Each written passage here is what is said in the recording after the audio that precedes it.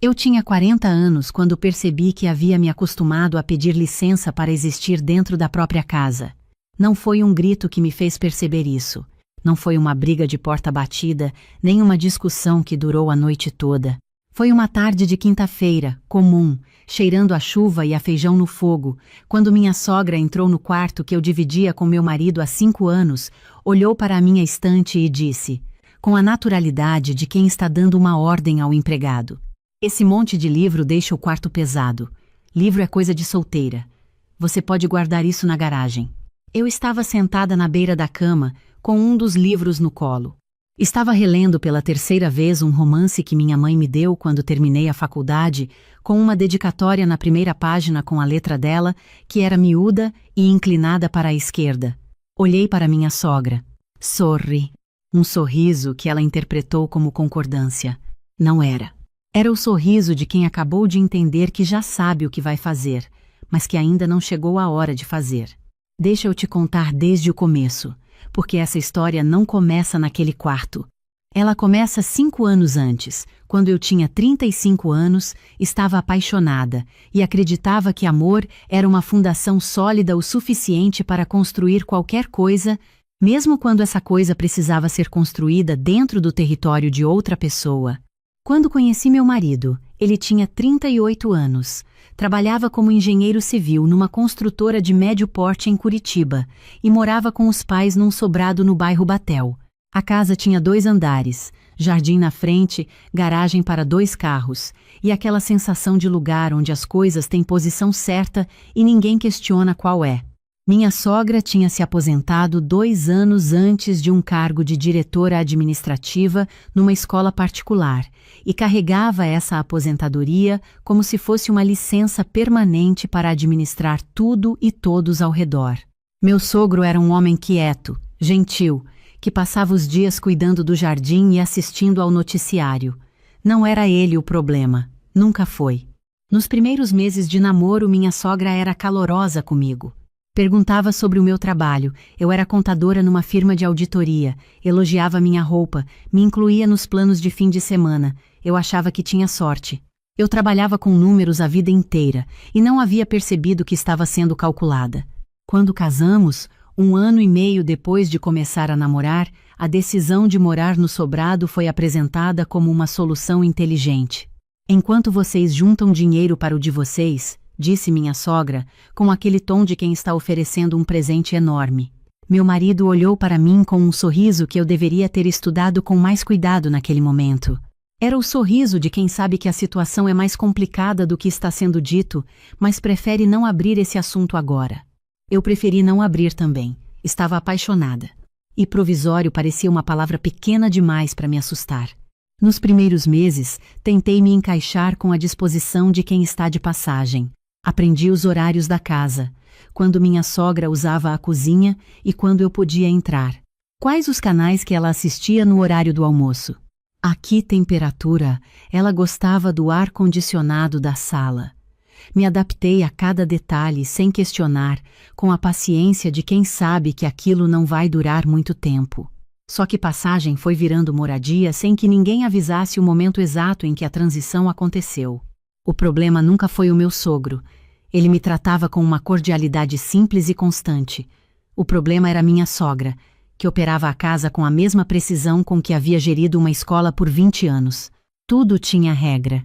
A posição dos sapatos na entrada. O horário em que a máquina de lavar podia ser ligada, porque barulho depois das 21 horas incomodava a vizinha do lado. A forma como a toalha devia ser dobrada no banheiro. Nada disso foi apresentado como regra. Foi apresentado como jeito certo de fazer as coisas, com uma voz suave que tornava qualquer discordância minha parecer uma grosseria. No 2º ano, propus ao meu marido dividirmos as despesas da casa proporcionalmente.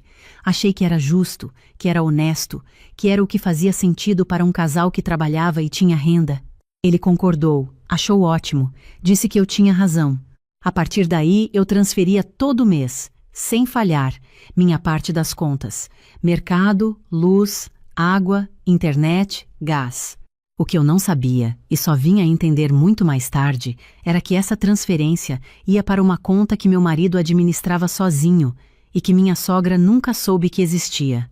Para minha sogra, eu era uma nora que morava sob o teto dela e comia da despensa dela, como se minha contribuição financeira fosse invisível porque ela havia sido tornada invisível. Fui entendendo aos poucos a geometria daquele sobrado. Havia uma hierarquia clara, construída ao longo de décadas, e eu havia entrado nela sem planta baixa. Minha sogra decidia. Meu sogro observava com carinho. Meu marido concordava com a leveza de quem cresceu naquele sistema e não consegue mais ver as paredes porque as paredes são tudo que ele conhece. E eu existia no espaço que sobrava. No terceiro ano, comecei a entender que o problema não era a casa. O problema era o que estava acontecendo comigo dentro da casa. Eu havia parado de trazer amigas para visitar porque minha sogra ficava arrumando o que elas desorganizavam enquanto ainda estavam sentadas. Havia parado de cozinhar as receitas que gostava, porque minha sogra tinha uma opinião sobre cada tempero e cada panela usada. Havia parado de colocar música enquanto trabalhava em casa nos fins de semana de home office, porque o som atrapalhava a concentração dela. E havia parado, devagar, de perguntar minha própria opinião sobre as coisas, porque havia aprendido que minha opinião ocupava um espaço que não me havia sido reservado. Certa tarde de sábado, minha sogra entrou na sala enquanto eu estava lendo, e disse, sem olhar para mim direito: Beatriz, tem roupa na máquina desde ontem, roupa parada na máquina azeda. Era verdade, eu tinha esquecido. Me levantei, fui estender. Mas enquanto pendurava cada peça no varal do quintal, percebi que havia pedido desculpa 3 vezes por uma máquina de lavar. Em voz baixa, com a cabeça um pouco curvada, como alguém que sabe que errou e precisa diminuir o tamanho do próprio erro. Voltei para dentro, subi para o quarto, fechei a porta. Fiquei parada no meio do cômodo por 1 minuto, sem saber bem o que estava sentindo. Não era raiva, era algo menor e mais persistente. Era a sensação de que eu havia me tornado especialista em ocupar menos espaço do que tinha direito. Contei para meu marido naquela noite, com calma, sem acusação. Disse que me sentia apagada dentro daquela casa, que precisava de um lugar onde pudesse existir sem medir cada gesto. Ele me ouviu, passou a mão nos cabelos, fez aquela pausa que eu já conhecia de cor, a pausa que significa que ele está calculando qual resposta vai causar menos atrito. Depois disse: minha mãe é assim com todo mundo, Bia, não é com você, é o jeito dela de se importar.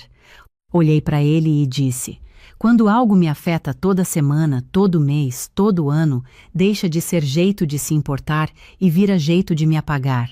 Ele não respondeu, olhou para a janela. Foi naquele momento que alguma coisa mudou dentro de mim. Não foi raiva ainda. Foi uma clareza fria e quieta, como quando você está num corredor escuro e seus olhos finalmente se ajustam e você começa a ver os contornos do que está na sua frente. Passei os meses seguintes observando com atenção diferente. Observei como meu marido mudava quando a mãe entrava no cômodo, como ele abaixava o tom de voz, como escolhia concordar antes de pensar, como nunca, nem uma vez, havia dito: mãe, deixa minha esposa em paz. Observei minha sogra, que genuinamente acreditava estar ajudando, que não enxergava o peso do que colocava sobre mim porque nunca ninguém havia pedido que enxergasse. E observei a mim mesma, com uma honestidade que doeu.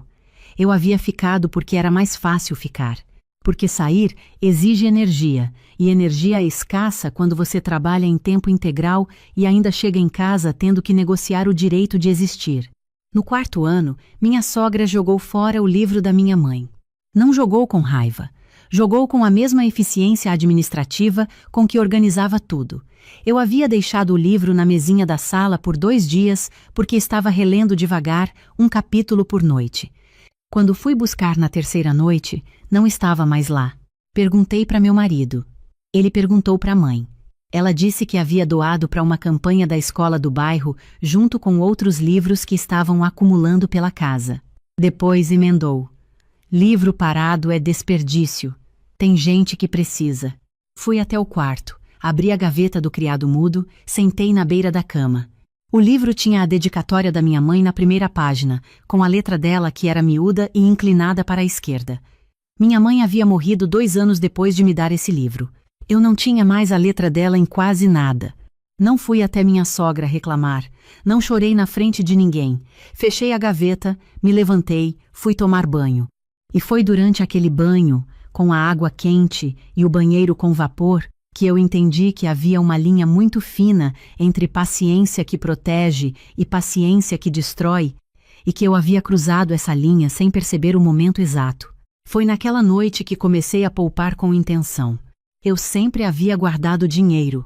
Sou filha de mulher que trabalhou a vida toda e me ensinou desde pequena que reserva financeira é a única forma de liberdade que não depende de mais ninguém. Mas até então eu poupava sem destino claro, uma segurança, uma emergência. A partir daquela noite, comecei a poupar com endereço. Meu salário de contadora havia crescido. Eu havia assumido uma carteira maior de clientes, tinha feito uma certificação 2 anos antes que abriu portas novas. Meu marido sabia que eu guardava dinheiro, mas nunca perguntou quanto. Ele assumia que era para uma viagem ou para um carro novo. Não imaginou o que estava sendo construído, real por real, mês por mês, com a disciplina de quem passou anos aprendendo que ninguém vai construir sua segurança por você. Durante o 5º ano, comecei a pesquisar imóveis. Fiz isso da mesma forma que faço tudo no trabalho, com método. Primeiro estudei o mercado de Curitiba, os bairros, os preços por metro quadrado, a valorização histórica de cada região.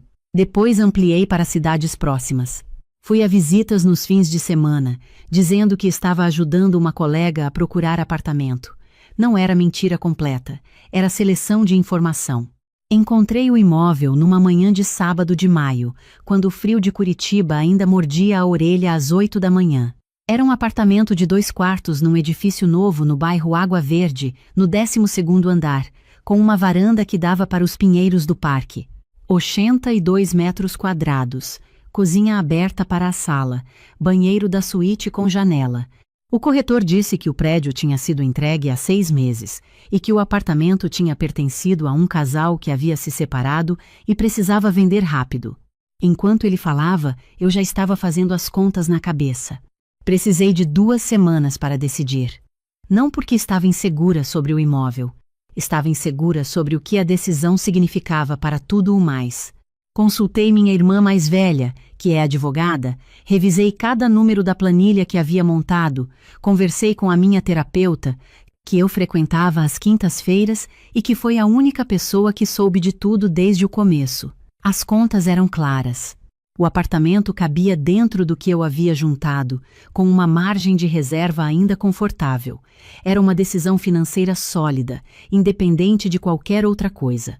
E qualquer outra coisa estava me dizendo que eu precisava de chão com o meu nome na escritura. Assinei o contrato numa quarta-feira à tarde, durante uma pausa entre reuniões.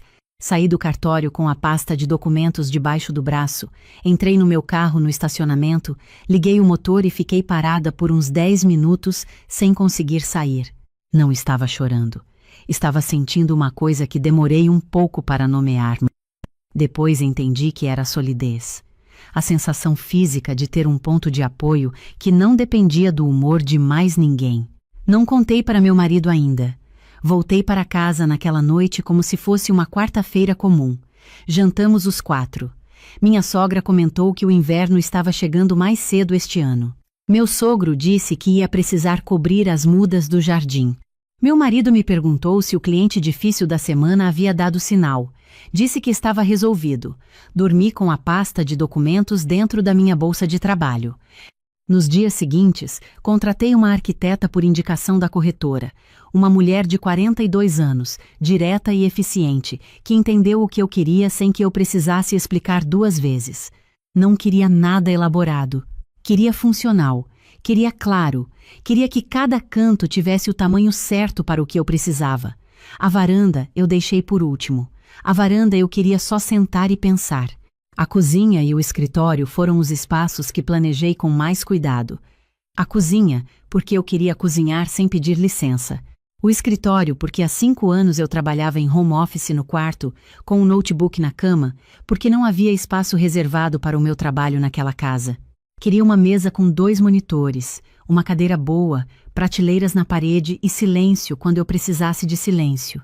Em paralelo, fui retirando minhas coisas do sobrado com uma calma que surpreendeu até a mim, toda semana uma sacola discreta. Primeiro os documentos, depois os itens de valor afetivo, depois as roupas de fora de temporada em caixas que ficavam no porta-malas. Meu marido não percebeu, ou percebeu e não soube o que perguntar. Ainda hoje não tenho certeza de qual dos dois. Numa tarde de sexta-feira, recebi mensagem da arquiteta. Pronto para ocupar. Fui naquele mesmo dia depois do trabalho, ainda de roupa de reunião, a bolsa pesada de documentos que ainda não havia levado para casa. Abri a porta com a minha chave pela primeira vez. Andei devagar por cada cômodo. A luz do fim de tarde entrava pela varanda e desenhava um retângulo longo no chão claro da sala. A cozinha cheirava a material novo e a possibilidade. Fui até a janela do quarto, olhei para os pinheiros do parque lá embaixo. Não havia ninguém calculando se eu estava no lugar certo ou errado. Não havia horário a respeitar, não havia volume a monitorar, não havia jeito certo de dobrar a toalha que estava sobre o box. Fiquei parada na varanda por um tempo que não sei medir. Depois sentei no chão porque não havia cadeira ainda. Apoiei as costas na parede de vidro e fiquei olhando para o teto branco. Não chorei de tristeza.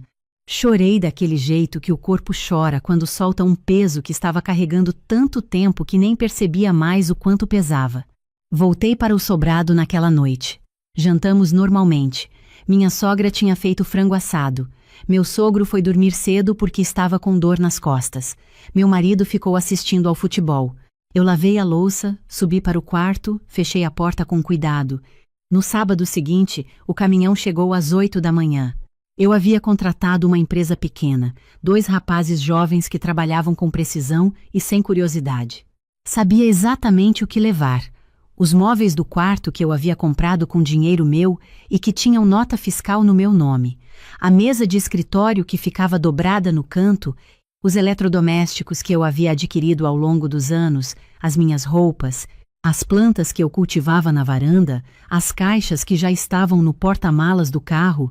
E uma coisa que eu havia deixado guardada na gaveta do criado mudo desde o dia em que entendi o que precisava fazer, um bilhete com a letra da minha mãe, que havia estado colado na geladeira do nosso apartamento quando ela ainda vivia, e que eu havia guardado quando mudamos para o sobrado, porque sabia que naquela casa não era lugar para ele. Meu marido havia saído cedo para uma reunião de obra que acontecia no sábado naquele mês.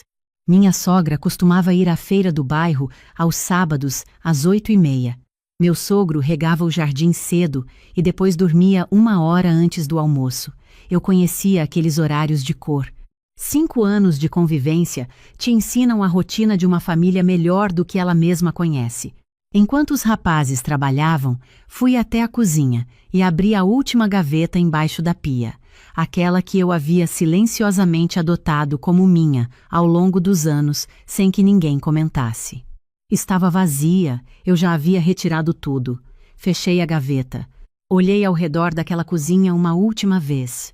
Eram 8h50 quando minha sogra voltou da feira. Ela entrou pela porta da garagem, sacolas nas mãos, e parou quando viu os rapazes carregando caixas pela entrada. Me olhou, olhou para as caixas. Olhou para os rapazes. Ficou parada por alguns segundos com as sacolas ainda nas mãos, como alguém que entrou num cômodo que conhece de cor e encontrou tudo no lugar errado. O que está acontecendo? Estou indo embora, eu disse, sem tremor, sem drama, como quem está informando um fato que já está resolvido. Indo embora para onde? Você comprou alguma coisa? Você não disse nada para o meu filho. Comprei um apartamento em Água Verde. Assinei os documentos há algumas semanas. Ela abriu a boca, fechou. Pousou as sacolas no chão. Com que dinheiro? Esse dinheiro era da família. Respirei fundo. Esse momento eu havia ensaiado muitas vezes. Não por raiva, mas porque sabia que ia chegar e queria ter clareza quando chegasse. Nos últimos 5 anos, eu transferi todo mês minha parte das despesas desta casa. Água, luz, gás, mercado, internet, proporcionalmente ao meu salário, como é justo. Você não sabia porque o dinheiro ia para uma conta que meu filho administrava e ele nunca te contou, mas eu contribuí, todo mês, sem falhar. O que guardei foi o que sobrou do meu salário depois dessas contribuições. Era meu, sempre foi. Ela ficou me olhando por um tempo. Vi algo mudar no rosto dela, não raiva, mas desconforto. o desconforto de quem acaba de receber uma informação que reorganiza o que pensava que sabia. Você podia ter conversado. Eu tentei, em algumas ocasiões. Não da forma direta que estou sendo agora, concordo, mas tentei. E aprendi que conversar dentro de uma estrutura onde só uma voz tem peso não é conversar. É pedir permissão. Ela não respondeu. Pegou as sacolas do chão, foi até a cozinha. Ouvi o barulho das sacolas sendo colocadas sobre a bancada. Ouvi o silêncio depois. Os rapazes terminaram em menos de 1 hora. Quando o caminhão ficou pronto, dei uma última volta pelo quarto. Estava vazio. Só o estrado da cama que era da casa havia ficado, uma mesinha de canto que nunca foi minha, e na parede uma mancha clara, onde a minha estante havia ficado por 5 anos, o contorno exato do espaço que eu havia ocupado. Desci as escadas com a bolsa no ombro. Meu sogro estava na entrada, havia descido quando ouviu o movimento. Olhou para mim com uma expressão que me partiu o coração de um jeito diferente do que minha sogra jamais conseguiu. Não estava com raiva. Parecia triste, com uma tristeza que era velha, que não era só sobre aquele momento. Beatriz. Seu Antônio. Você vai mesmo? Vou. Ele ficou olhando para o chão por um instante. Depois disse, com a voz baixa de quem está dizendo uma coisa que pensou muito antes de falar. Espero que você encontre o que está procurando. Fui até ele, apertei a mão dele com as 2 mãos. Eu já encontrei.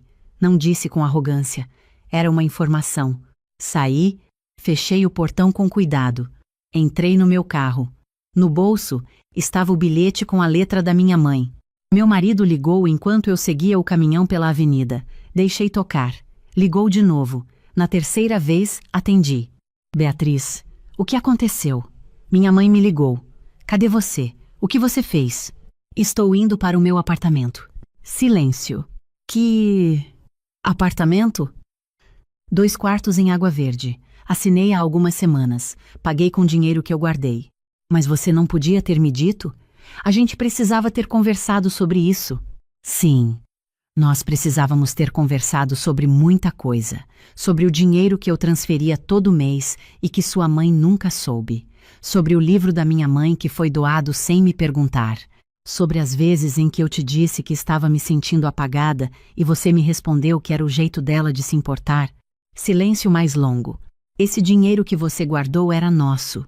O dinheiro que eu guardei saiu do meu salário, depois de eu ter cumprido todas as minhas contribuições com uma casa que não estava no meu nome e onde eu não tinha voz sobre nada. Era meu. Beatriz. Recomendo que você procure um advogado para a parte legal do que vem a seguir. Eu já tenho o meu. Desliguei. Cheguei ao apartamento com o caminhão às 10h30 da manhã. Os rapazes descarregaram com eficiência. Eu fui indicando os cômodos com uma precisão que me surpreendeu, como se eu tivesse passado meses decorando cada canto daquele lugar na cabeça, porque havia passado mesmo. Quando todos foram embora, fui até a cozinha. A bancada estava esperando. Tirei o bilhete da minha mãe do bolso. Fui até a geladeira, que ainda estava vazia e cheirava a plástico novo. Colei o bilhete bem no centro, na altura dos olhos. A letra dela, miúda e inclinada para a esquerda, dizia: Filha, mulher que conhece o próprio valor, não precisa que ninguém defina o espaço que ela merece. Fiquei olhando para aquela frase por um tempo. Depois abri a geladeira, peguei a garrafa de água que havia colocado lá na visita anterior, tomei um gole direto da garrafa, encostei as costas na bancada e fiquei olhando pela janela da cozinha para o céu de Curitiba, que estava limpo naquela manhã com aquele azul frio característico do inverno. Nas semanas que se seguiram, a vida foi se reorganizando com uma clareza que tinha algo de novo e de antigo ao mesmo tempo. Montei o escritório num domingo de manhã, com música no volume que eu quis, e trabalhei a tarde inteira num relatório de auditoria com uma concentração que não tinha em muito tempo. Cozinhei as receitas que havia parado de fazer, a pasta com ervas que minha sogra achava coisa de restaurante, o bolo de fubá com erva doce, que eu aprendi com minha avó, e que cheira à infância quando sai do forno. Numa noite de semana, fui até uma sebo no Santa Felicidade. Levei 2 horas percorrendo as prateleiras. Encontrei, num canto do fundo, uma edição antiga do mesmo livro que havia perdido. Não era o mesmo exemplar. Não tinha a dedicatória da minha mãe. Mas era o mesmo livro, as mesmas palavras, a mesma história. Comprei. Em casa, na primeira página em branco, escrevi com a minha própria letra, para Beatriz, que levou 5 anos para entender que espaço não se pede, se constrói. Coloquei na prateleira que montei na sala, no centro, na altura dos olhos. O processo de separação foi conduzido pelos advogados, sem confronto. Meu marido pediu para conversar pessoalmente 2 vezes. Na primeira, fui. Nos encontramos num café no centro, um lugar onde nenhum dos dois tinha memória. Ele veio com a expressão de quem passou semanas processando uma informação que havia chegado tarde demais. Disse que havia entendido coisas que não havia entendido antes, que via agora o que não havia conseguido ver antes, que queria tentar de um jeito diferente, num lugar diferente, os dois juntos fora da casa dos pais. Eu ouvi até o fim. Depois disse: "Você tinha 5 anos para fazer diferente. Não precisava ser uma mudança grande. Podia ter sido pequenininha. Podia ter sido dizer uma vez, só uma: Mãe, esse livro é da Bia, não dá para jogar fora sem perguntar para ela. Podia ter sido me dizer que minha contribuição financeira existia, em vez de deixar que eu ficasse invisível dentro da própria conta que eu alimentava. Você escolheu o caminho que causava menos atrito com sua mãe. Eu respeito isso, eu entendo de onde vem, mas esse caminho passou por cima de mim durante 5 anos. E eu não tenho mais energia para aguardar a versão de você, que talvez apareça mais tarde." Ele baixou a cabeça, não discutiu. A segunda vez que pediu para conversar, não fui. Minha sogra me mandou uma mensagem 1 mês depois. Era um texto longo, que eu li até o fim com atenção. Ela dizia que eu havia agido de forma covarde, que havia desestabilizado a família, que a forma como parti havia sido uma falta de respeito com tudo que ela havia feito por mim nos últimos 5 anos. Reli a mensagem uma vez. Não respondi por raiva. Não respondi porque algumas conversas só podem acontecer depois que a outra pessoa fez algum trabalho de reflexão. E aquela mensagem mostrava claramente que esse trabalho ainda não havia começado. Meu sogro me mandou uma mensagem diferente, curta, 15 dias depois. "Espero que você esteja bem. O jardim está bonito essa semana." Respondi com: "Fico feliz em saber, seu Antônio. Cuide-se." Não houve mais contato depois disso, e eu carrego esse silêncio com respeito, porque ele ficou dentro do que pôde dentro do espaço que tinha. O que ficou de tudo aquilo não é mágoa. Mágoa é cara demais para manter. O que ficou é um entendimento que chegou pela via mais longa, mas chegou completo. Fiquei 5 anos naquela casa por amor genuíno ao meu marido. Mas fiquei também porque aprendi desde pequena que persistir é virtude. Que boa esposa aguenta. Que paciência é qualidade de mulher forte. E existe uma linha muito fina entre paciência que constrói e paciência que apaga. Eu cruzei essa linha tão devagar que não percebi o momento exato em que aconteceu. Percebi quando ouvi minha própria voz ao telefone numa tarde de trabalho e não me reconheci. Estava respondendo a um cliente, explicando um relatório, e a voz estava baixa demais, cuidadosa demais, cheia de uma cautela que não tinha razão de estar ali. Era a voz de alguém que havia aprendido a ocupar menos espaço do que tinha direito e que havia trazido esse aprendizado até para os lugares onde ninguém havia exigido isso dela. Foi esse momento que me acordou. Não minha sogra, não o livro perdido, não os 5 anos de regras não ditas. Foi perceber que eu estava me tornando menor em todos os lugares, não só dentro daquele sobrado, e que eu mesma estava deixando isso acontecer. Independência financeira não é sobre acumular. Isso eu aprendi da maneira mais demorada possível. É sobre ter uma escolha real quando a situação exige que você escolha. Eu poderia ter ficado mais 5 anos naquele sobrado. Tinha condição financeira para isso. O que não tinha mais era vontade de usar essa condição para sustentar uma estrutura onde eu não tinha voz. O dinheiro que guardei não me deu coragem, me deu opção. E quando você tem opção de verdade, a coragem vem junto, porque ela não está mais sozinha. Hoje, quando chego do trabalho no fim do dia, entro pela porta de serviço que dá para a cozinha porque criei esse hábito desde o começo. Não sei explicar por quê. Acho que é porque a cozinha é o cômodo que mais parece meu. Largo a bolsa na cadeira que escolhi para ficar naquele canto, abro a geladeira, vejo o bilhete da minha mãe no centro. Às vezes preparo alguma coisa simples. Às vezes não preparo nada e como fruta em pé na frente da geladeira aberta, olhando para as prateleiras, pensando no que quero para o jantar. Às vezes ligo a televisão no volume que eu quero e fico deitada no sofá com uma taça de vinho e não presto atenção em nada por 40 minutos. Na semana passada, uma sexta à noite, fiz o bolo de fubá com erva doce. Farinha pelo balcão, erva doce que espalhou pela bancada enquanto eu media, forno esquentando devagar enquanto a massa descansava. Quando saiu, o cheiro tomou o apartamento todo. Foi pela varanda, foi pelo corredor, foi até os 2 quartos. Cheiro de coisa boa, densa, de interior paulista, de avó que cozinhava aos domingos de manhã. Cortei uma fatia ainda quente. Fui até a varanda. O frio de Curitiba estava lá, firme, e os pinheiros do parque estavam escuros no fim da tarde. Comi devagar, com os pés descalços no frio do chão da varanda, sem casaco porque não havia ninguém para dizer que estava errado. Estava perfeito, não porque a receita havia mudado.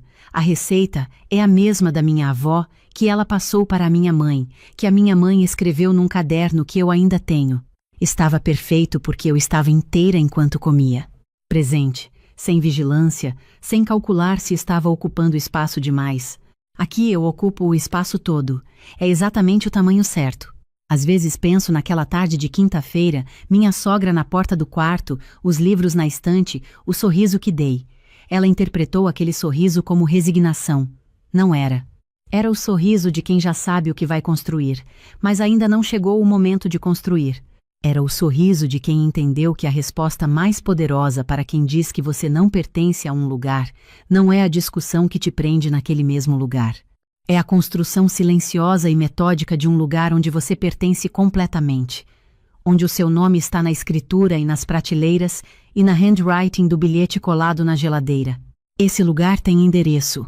Tem varanda com vista para os pinheiros, tem forno que cheira a fubá nas sextas à noite, tem uma prateleira na sala com um livro que eu escrevi para mim mesma, no centro, na altura dos olhos, e tem colado na geladeira, bem no meio, um bilhete com a letra da minha mãe que ficou guardado numa gaveta durante 5 anos, esperando encontrar a parede certa. Encontrou. Eu tinha 40 anos quando finalmente tive um quarto só meu. Não um quarto de dormir, não um escritório compartilhado com as caixas de arquivo do Eduardo, não aquele cantinho da sala que eu chamava de meu espaço, enquanto a televisão ficava ligada do outro lado do cômodo. Um quarto inteiro, com porta, com chave, com uma janela que dava para o lado do jardim onde eu tinha plantado 3 vasos de samambaia que ninguém além de mim regava. A gente morava naquela casa há 2 anos.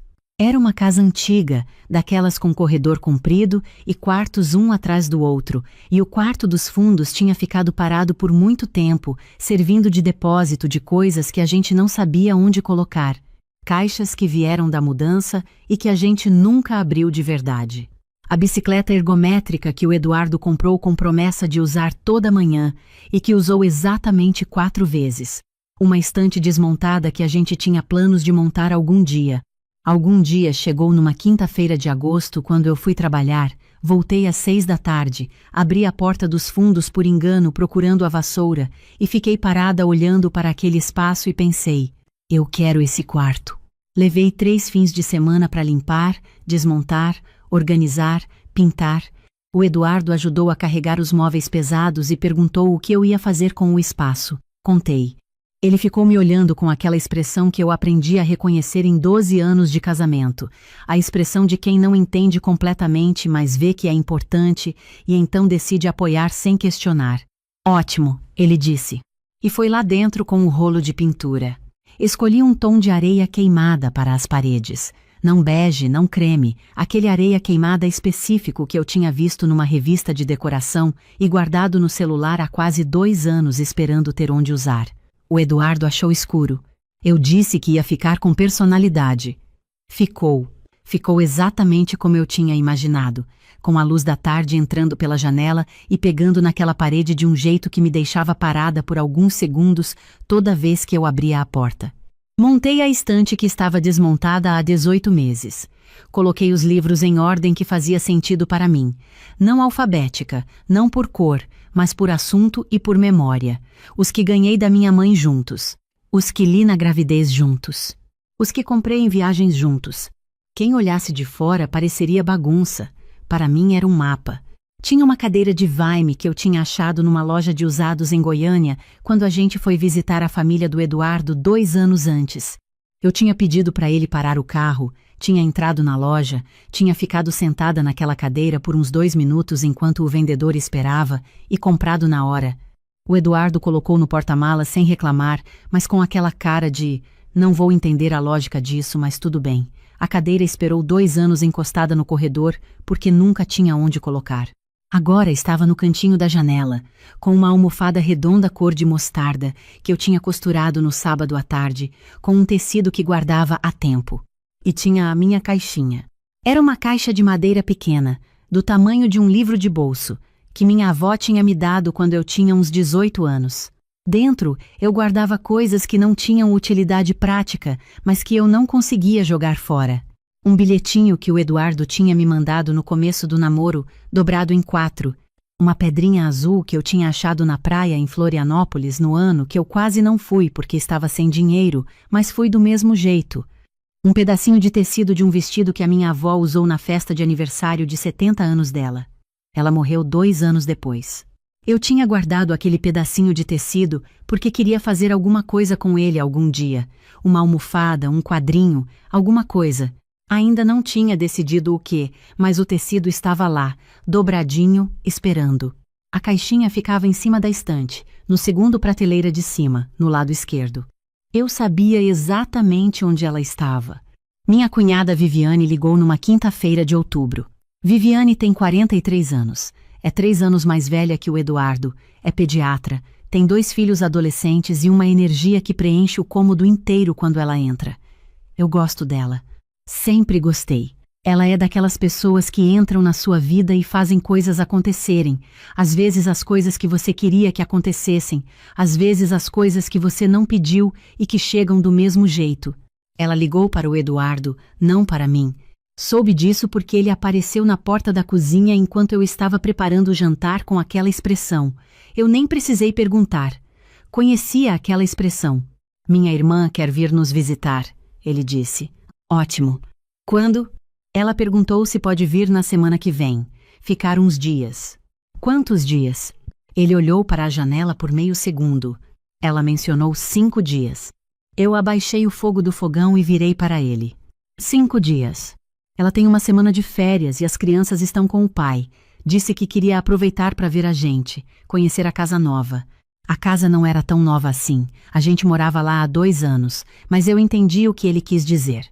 Viviane tinha vindo só uma vez antes, logo depois que a gente se mudou, e tinha ficado apenas um fim de semana.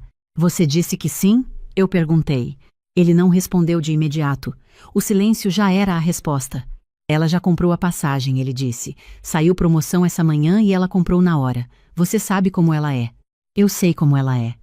Conheço Viviane há 12 anos, e sei que ela é uma mulher que toma decisões com a velocidade de quem tem certeza que tudo vai se resolver depois. Não é descaso. É o jeito dela. Sempre foi. Mas naquela noite, parada na cozinha com a colher na mão, eu senti uma coisa se firmar dentro de mim. Não era raiva, era mais uma clareza. Ela já comprou a passagem, Edu. Eu sei. Ele ficou me olhando. Você podia ter me perguntado antes de dar qualquer resposta. Eu ia te perguntar. Ela já comprou a passagem, repeti. Ele ficou quieto. Eu virei de volta para o fogão. Não porque estava ignorando ele, mas porque eu precisava de um momento com o que eu estava sentindo antes de dizer alguma coisa que não tinha como desfazer. O problema não era Viviane vir. Eu gosto dela, ia ser bom vê-la. O problema era o padrão. Ela decide, compra a passagem, avisa o Eduardo me conta quando já não tem o que fazer. E eu apareço no final como detalhe, não como pessoa que mora na casa e podia ter sido consultada desde o começo. Naquela noite a gente conversou, uma conversa daquelas que começam devagar e vão ficando mais reais à medida que a casa vai ficando quieta. Eu disse o que sentia. Ele ouviu de verdade, Não o ouvir de quem está esperando a vez de falar, o ouvir de quem está processando. No final ele disse que eu tinha razão, que ia falar com a Viviane sobre combinar visitas com antecedência daqui para a frente, que isso não ia mais acontecer desse jeito. Acreditei nele. Em 12 anos de casamento, aprendi que ele é um homem que cumpre o que promete quando promete de verdade. Aquela noite ele prometeu de verdade. Viviane chegou numa segunda-feira no fim da tarde. Eu fui com o Eduardo buscar ela no aeroporto. Ela desceu do desembarque, arrastando uma mala grande e um bolso transversal imenso, e um sorriso que eu reconheci desde longe. Me abraçou com força, cheirou meu cabelo como faz desde que nos conhecemos, disse que eu estava ótima, perguntou de tudo no caminho de volta. Quando entrou na casa, ela foi andando pelo corredor com aquela curiosidade de quem quer ver tudo. Passou pela sala, pela cozinha, perguntou do jardim. Quando chegou na porta do meu quarto dos fundos, ela parou. "Uau!" ela disse. "Que cor interessante." "Areia queimada", eu disse. Ela virou a cabeça de um lado para outro, olhando. Ficou olhando para a cadeira de vime, para a estante, para os vasos de samambaia na janela. "Você fez esse espaço todo sozinha?" "Sim." Ela assentiu com uma expressão que eu não soube ler direito naquele momento. Era admiração. Era alguma coisa que não era exatamente admiração. Era alguma coisa no meio. Os 2 primeiros dias foram bons. Viviane é ótima companhia. Sempre foi. Conta histórias bem, ri fácil, preenche a casa com uma presença que não é invasiva, só é intensa. Ela cozinhou um kebab na terça-feira que perfumou a casa inteira e que eu comi 2 tigelas. Na quarta-feira à noite a gente ficou até meia-noite conversando na varanda sobre os filhos dela, sobre a clínica onde ela trabalhava, sobre uma viagem que ela queria fazer para Portugal e que estava planejando há anos. Na quinta-feira eu notei as primeiras coisas. Os vasos de samambaia tinham sido movidos. Eu tinha deixado 2 na janela e um na prateleira debaixo da estante. Agora estavam todos os 3 agrupados no canto da janela. Não era errado, ficava até bonitinho daquele jeito, mas não era como eu tinha deixado. Os livros da prateleira do meio estavam diferentes. Não todos, só uns 5 ou 6, mas eu percebi, conhecia aquela estante de cor. Não disse nada. Cada um tem seus hábitos, eu pensei. Ela provavelmente entrou para pegar alguma coisa e encostou sem querer. Ela estava me ajudando com a casa, lavou louça, varreu o corredor, são só uns vasos. Na sexta-feira, eu fui trabalhar presencialmente. Saí às 8 da manhã, voltei às 6:30 da tarde. Quando abri a porta do meu quarto dos fundos, eu parei. Não eram os vasos. A estante inteira tinha sido reorganizada. Os livros estavam em ordem de tamanho, do maior para o menor, o que para qualquer pessoa de fora parecia mais organizado, mais limpo, mais bonito. Mas para mim era como se alguém tivesse entrado no meio de uma frase que eu estava escrevendo e apagado tudo e reescrito com outra letra. O mapa que eu tinha montado, os livros da minha mãe juntos, os da gravidez juntos, os das viagens juntos, tudo isso tinha desaparecido. Era só tamanho agora, grande, médio, pequeno. A cadeira de vime tinha sido empurrada para o canto oposto, longe da janela. Os vasos estavam em cima da estante, no lugar mais alto, onde a luz não chegava direito. Fiquei parada na porta sem saber quanto tempo. Viviane apareceu atrás de mim. "Ficou muito melhor, não ficou?" Ela disse com aquele sorriso satisfeito de quem passou o dia trabalhando em alguma coisa. O Eduardo me ajudou a mover a cadeira. Estava pesada. E eu organizei os livros por tamanho. Fica muito mais visual assim. Eu faço isso no consultório também. Dá uma sensação de ordem que a gente nem percebe que precisava. Eu olhei para o Eduardo. Ele estava na porta do corredor, com aquela expressão de quem sabe exatamente o que está acontecendo e não sabe o que fazer com isso. Quando sentiu o meu olhar, ele desviou o olhar para o chão. O Eduardo me ajudou a mover a cadeira. Meu marido sabia. Não só deixou acontecer, participou. Sorri para a Viviane. Não um sorriso falso. Um sorriso que estava guardando espaço enquanto eu decidia o que ia fazer com o que estava sentindo. "Que bom que você gostou de fazer isso", eu disse. E fui para o banheiro lavar o rosto. Minha amiga Cláudia me mandou mensagem naquela noite perguntando como estava a visita. Cláudia tem 42 anos, trabalha como assistente social, tem uma forma de fazer perguntas que vai direto ao que importa sem passar pelas bordas. Liguei para ela em vez de responder por mensagem. Ela me ouviu contar tudo. Ficou quieta por uns 4 segundos quando eu terminei. Ela reorganizou sua estante, disse Cláudia. Na minha estante. No meu quarto. Do jeito dela. Do jeito dela. Cláudia respirou fundo do outro lado da linha. E o Eduardo ajudou a mover a cadeira. Ajudou. Ela ficou quieta mais um momento. E a sua caixinha? Ela perguntou. Estava lá? Eu parei. Não tinha verificado a caixinha. Espera, eu disse para Cláudia. Fui até o quarto dos fundos. Liguei a luz. Fui até a estante. Segunda prateleira de cima. Lado esquerdo. A caixinha não estava lá. Eu olhei para todas as prateleiras. Não estava em nenhuma. Abri a gaveta da mesinha que eu tinha colocado perto da cadeira. Não estava. Olhei em cima da janela, no chão perto dos vasos. Voltei para o banheiro com o telefone na mão. Cláudia, eu disse. O que foi? Não estou achando a caixinha. Silêncio. A caixinha da sua avó. Isso. Cláudia respirou. Beatriz, o que você vai fazer? Essa era a pergunta. Não o que eu estava sentindo, não se eu tinha razão, o que eu ia fazer. Porque é fácil ficar com raiva, é fácil ir lá e fazer uma cena, é fácil morder a língua e passar os 2 dias que faltavam fingindo que estava bem. Eu já tinha feito isso antes, em outras situações, em outros anos, e sabia exatamente como terminava. Com um ressentimento que ia se acumulando por baixo de tudo, quieto, até que um dia eu explodia por uma coisa pequena que na verdade era a soma de tudo que eu tinha guardado. Não queria mais fazer isso. Vou conversar com o Eduardo primeiro, eu disse para Cláudia. Boa, ela disse. E depois? Depois eu encontro a minha caixinha e coloco tudo de volta. Cláudia ficou quieta um segundo, então disse, vai lá.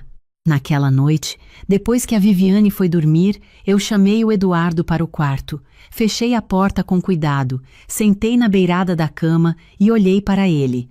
Me conta o que aconteceu hoje, eu disse. Ele ficou de pé perto da porta, com aquela postura de quem já sabia que essa conversa ia chegar e estava se preparando, mas não sabia bem como. A Viviane pediu para arrumar um pouco o quarto, ele disse. Ela achou que podia deixar mais organizado. Eu só ajudei a mover a cadeira porque ela não conseguia sozinha. Você se lembra da conversa que a gente teve antes de ela chegar? Sim. Você disse que ia conversar com ela sobre respeitar os espaços da casa enquanto ela estivesse aqui. Falei. Você falou com ela? Pausa.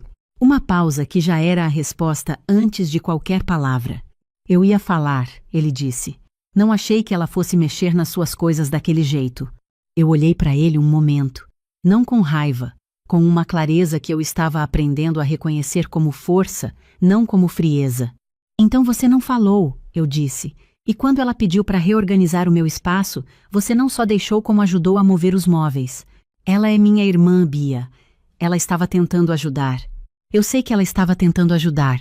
Eu conheço a sua irmã há 12 anos e sei que o coração dela é bom. Mas isso não é sobre a intenção dela, Eduardo. É sobre o que aconteceu. Aquele quarto é o único espaço nessa casa que é completamente meu. Eu passei 3 fins de semana organizando, escolhendo onde cada coisa ia, o tom da parede, onde a cadeira ia ficar para pegar a luz. Não foi frescura, foi intencional. E num dia, sem ninguém me perguntar, tudo isso foi mudado. Ele ficou olhando para o chão. E a minha caixinha, eu disse. A da minha avó. Você sabe onde está? Ele olhou para mim. Que caixinha? A caixa de madeira que fica na segunda prateleira, com as coisas da minha avó. Ele ficou quieto. Acho que a Viviane deve ter colocado em algum lugar quando reorganizou a estante, ele disse. Deve estar em alguma gaveta. Olhei nas gavetas. Eu disse, não está. O Eduardo ficou quieto de um jeito diferente agora. O tipo de quieto de quem está entendendo a dimensão de alguma coisa que antes parecia menor. Eu entendo, ele disse. Quero ter certeza, eu disse. Não quero ficar repetindo essa conversa. Não com você, não com a sua irmã. Esse quarto é o meu espaço. Quando alguém quiser mudar alguma coisa nele, mesmo que seja um vaso de planta, a resposta certa é me perguntar antes. Não depois, não na hora, antes. Ele assentiu. Dessa vez o assentimento era diferente. Era o de quem chegou num entendimento de verdade, não de quem está concordando para encerrar o assunto. Vou falar com ela amanhã, ele disse. Não precisa ser uma conversa pesada, eu disse, só honesta. Ele veio sentar ao meu lado na cama. A gente ficou um tempo em silêncio, daquele tipo que não é vazio, é cheio de coisas que foram ditas e que estão sendo digeridas. E a caixinha? Ele disse. Vamos achar, eu disse. Ele levantou. Posso ir procurar agora? Pode. A gente foi para o quarto dos fundos. Ligamos a luz, abrimos cada gaveta, olhamos em cada canto. O Eduardo foi metódico. Abria uma coisa de cada vez, colocava de volta no lugar. Eu olhei dentro de uma sacolinha de tecido que estava em cima da prateleira de cima e que eu não tinha percebido antes. Dentro da sacolinha estavam alguns papéis dobrados que eu usava como marcadores de página, e lá no fundo, envolta num pedaço de tecido que não era meu, estava a caixinha. Eu peguei ela com as 2 mãos. Abri. O bilhete do Eduardo dobrado em 4, a pedrinha azul de Florianópolis, o pedacinho de tecido do vestido da minha avó, dobradinho, esperando. Fechei a caixinha devagar. Achei, eu disse. O Eduardo ficou me olhando. Bia, ele disse, sinto muito. Não eram palavras vazias. Eu conhecia cada tonalidade de como ele dizia as coisas, e aquele sinto muito era real. Tá bom, eu disse. A gente passou a hora seguinte reorganizando o quarto de volta. Eduardo colocou a cadeira de Vaime no lugar da janela. Eu reorganizei os livros do jeito que eu tinha, um por um, os da minha mãe juntos, os da gravidez juntos, os das viagens juntos. Os vasos voltaram para os lugares certos. A caixinha voltou para a segunda prateleira, lado esquerdo. Quando terminou, eu fiquei parada no meio do quarto, olhando para a parede cor de areia queimada sob a luz da luminária que eu também tinha escolhido. Era meu quarto de novo. O Eduardo ficou parado na porta. Ficou exatamente igual, ele disse. Não igual, eu disse. Do jeito que eu queria. Ele ficou me olhando por um momento com uma expressão que eu não sabia nomear direito. Depois disse boa noite e foi se deitar. Eu fiquei mais um pouco. Sentei na cadeira de Vime. Peguei a caixinha no colo. Fiquei olhando para as samambaias e para o jardim lá fora pela janela, escuro, com o céu de outubro cheio de nuvem. Na manhã seguinte eu desci antes de todo mundo. Botei a água para ferver, peguei a minha xícara azul que eu tinha ganhado de aniversário da Cláudia 3 anos atrás, sentei à mesa da cozinha, fiquei pensando em como eu ia falar com a Viviane. Não estava com raiva dela. Precisava ter clareza sobre isso primeiro, porque às vezes a gente confunde clareza com raiva e acaba sendo mais duro do que precisa ser. Eu não estava com raiva. Estava com uma coisa mais parecida com cansaço de engolir e com a certeza de que não queria mais engolir. São coisas diferentes. Quando a Viviane desceu, eu já tinha terminado o primeiro café e estava esquentando o outro. Ela entrou na cozinha com o cabelo ainda molhado, de camiseta, procurando a chaleira com os olhos. Bom dia, ela disse. Bom dia, eu disse. Tem café fresco. Ela pegou uma xícara, se serviu, veio sentar do outro lado da mesa. Ficamos em silêncio um momento do tipo que fica antes de uma conversa que as duas sabem que vai acontecer. Você reorganizou o quarto de volta, ela disse. Não era uma pergunta. Reorganizei, eu disse. Ela ficou com a xícara nas mãos, olhando para o café. Eu devia ter pedido licença antes, ela disse. Eu respirei. Sim, eu disse. Devia. Ela levantou os olhos para mim. E eu vi naquele momento que ela era capaz de receber o que eu precisava dizer, que ela não ia se fechar, que aquela conversa podia ser honesta sem precisar ser uma guerra. Eu sei que você fez aquilo para ajudar, eu disse. Conheço você há 12 anos e sei que seu coração é bom, mas aquele quarto é o único espaço nessa casa que é completamente meu.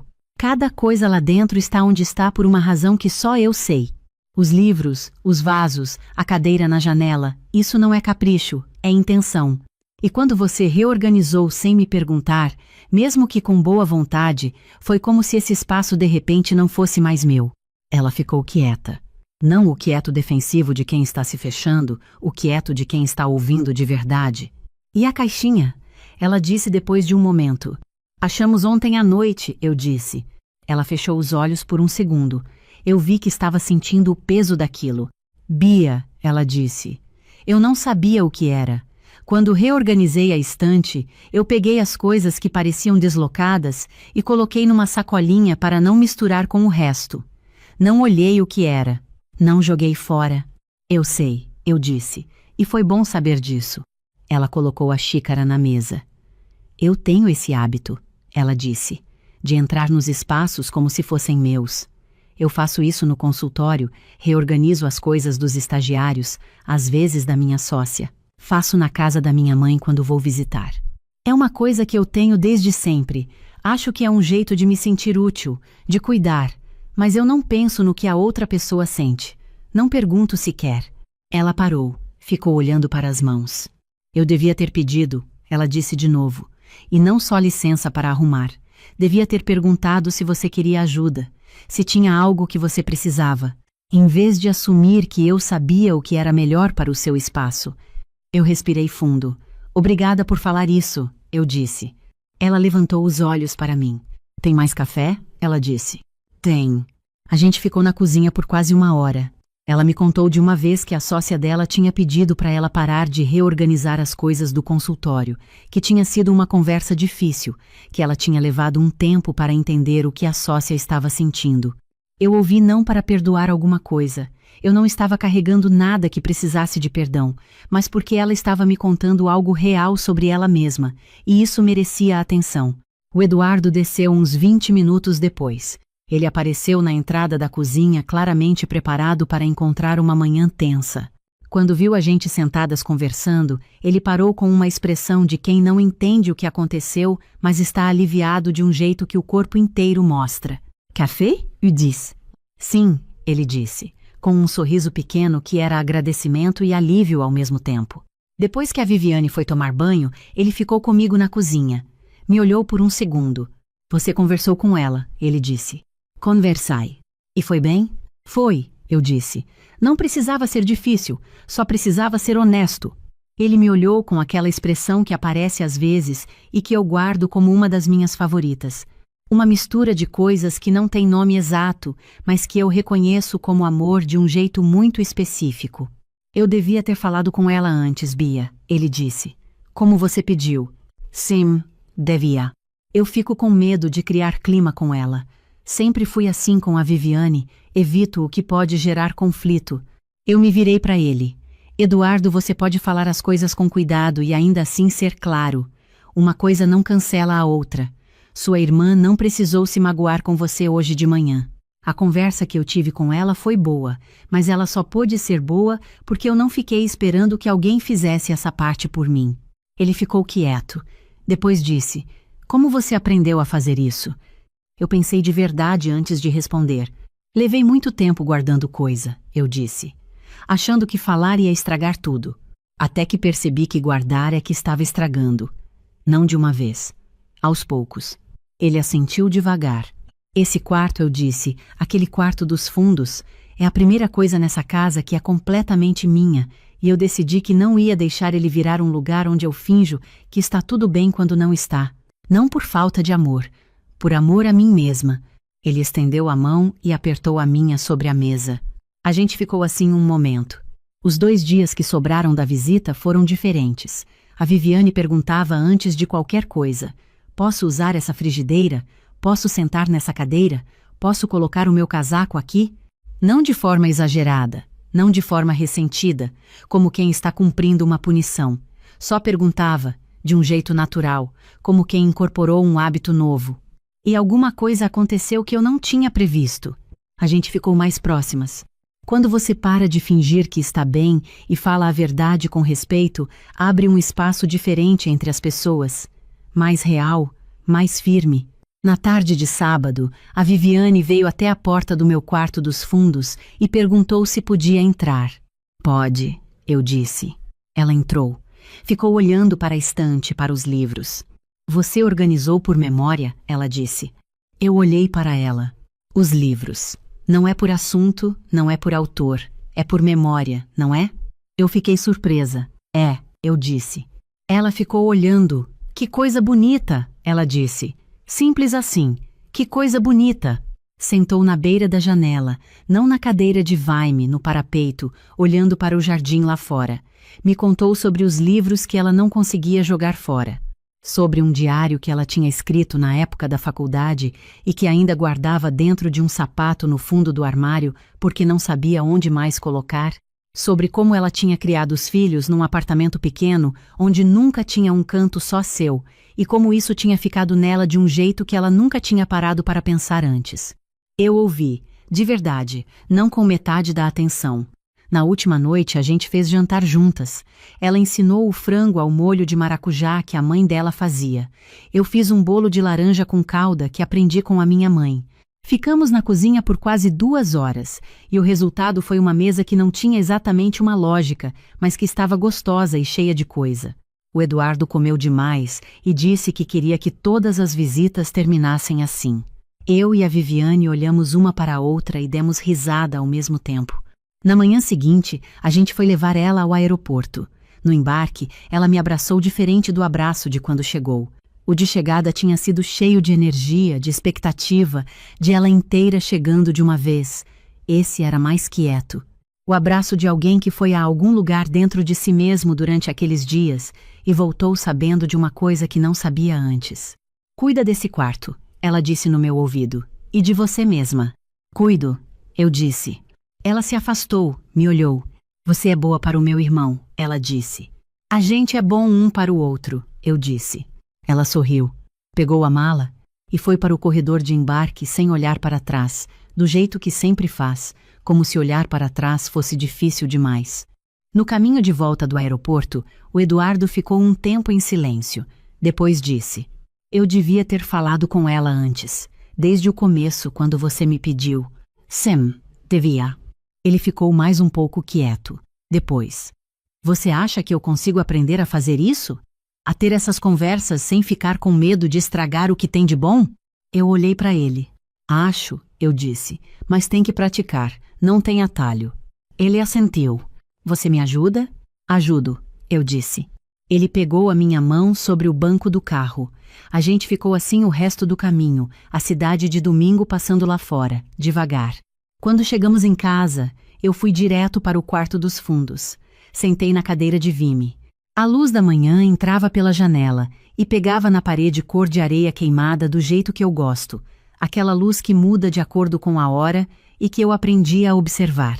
Peguei a caixinha no colo, abri, olhei para o pedacinho de tecido do vestido da minha avó.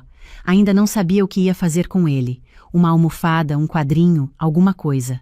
Mas ele estava lá, dobradinho, esperando. E eu estava aqui, com tempo, com espaço, com 40 anos e uma clareza que fui construindo aos pedaços ao longo de tudo. Peguei o celular e mandei mensagem para a Cláudia. Ela foi embora, encontrou a caixinha. Está tudo bem. Ela respondeu rápido. Você conversou com ela? Conversei. Com ela e com o Eduardo. Cláudia demorou um pouco para responder dessa vez. Quando veio, era curto. Orgulho de você.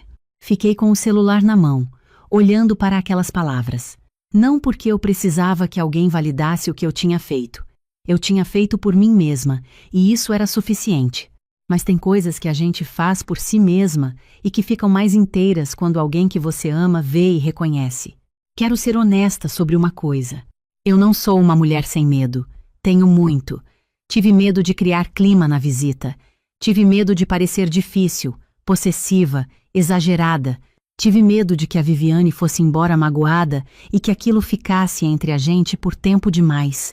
Esses medos são reais, e eu os sinto, mas aprendi que medo é uma informação, não uma ordem. Ele me diz que aquilo importa para mim. O que faço com isso é minha escolha. O que eu escolhi foi falar.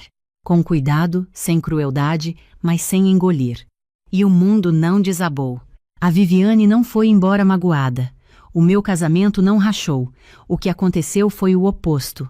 Alguma coisa ficou mais firme, mais real, mais honesta entre todos nós. A minha avó tinha um jeito de dizer que eu achava bonito, mas vago quando era mais nova, e que fui entendendo com os anos. Ela dizia que uma casa é feita de paredes, mas um lar é feito de verdade. Eu achava que era só frase bonita. Agora entendo o que ela queria dizer. Uma casa pode ser comprada, pintada, arrumada, com cada coisa no lugar certo e as samambaias crescendo na janela. E ainda assim, ser um lugar onde as pessoas engolem, esperam, deixam a mágoa trabalhar por baixo de tudo enquanto sorriem na superfície. Um lar é onde você pode dizer isso importa para mim, sem precisar se desculpar por isso. Onde as pessoas ao seu redor, mesmo quando erram, são capazes de ouvir de verdade e de mudar. Eu quero um lar, sempre quis. E aprendi que construir um lar não é sobre a cor da parede ou sobre saber exatamente onde cada livro fica na estante. É sobre a coragem de ser honesta com as pessoas que você ama, especialmente quando é difícil, principalmente porque você as ama. O Eduardo apareceu na porta do quarto. Ficou me olhando por um segundo, a cadeira de vime, a luz na parede, a caixinha no meu colo. Quer tomar um café? Ele disse. Quero, eu disse. Ele foi para a cozinha. Eu fiquei mais um momento, olhando para o espaço que era meu, que eu tinha construído com intenção e defendido com clareza e que agora estava inteiro do jeito que eu queria. Coloquei a caixinha de volta na segunda prateleira, lado esquerdo. Depois me levantei e fui fazer o café com ele.